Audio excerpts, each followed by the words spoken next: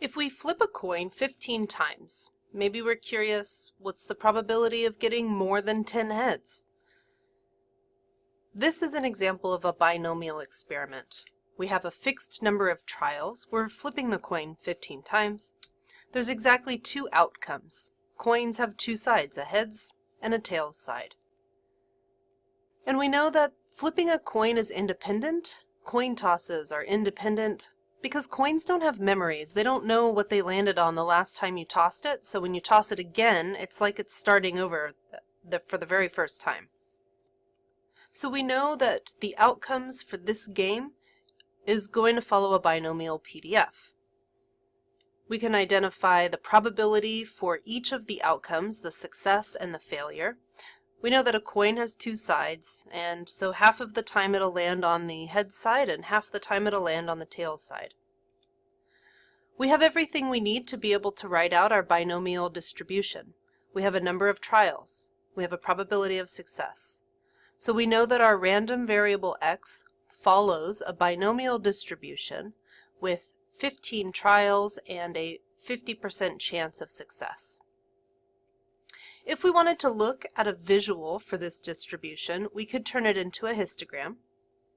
And we're interested specifically in asking a question about the probability of getting more than 10 heads.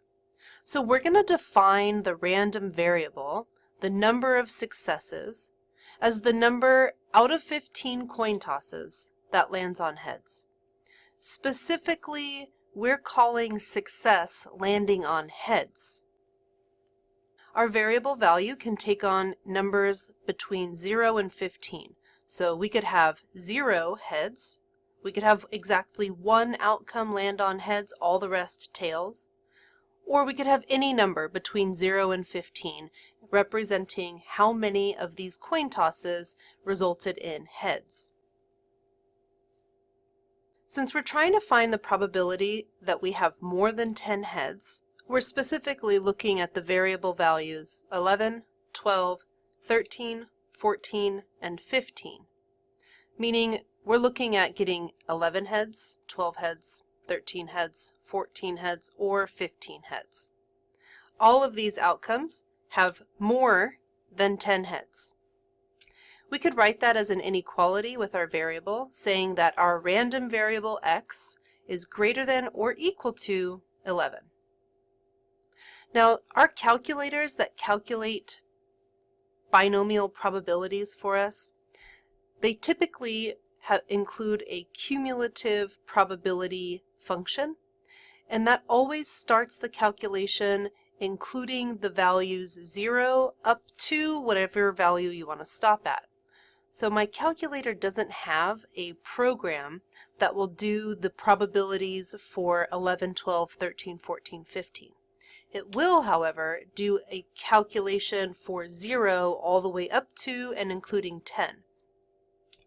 So I can find the probability of getting 10 or fewer heads, and that will allow me to calculate what I'm looking for because I can use the complement. So if I want to find the probability of more than 10 heads, I'm looking for the probability that x is greater than or equal to 11. But to calculate it, I'm actually going to use the complement 1 minus the probability that x is less than or equal to 10, because that's what my calculator can calculate. Plugging that into my calculator, I can find this probability to be almost 6%.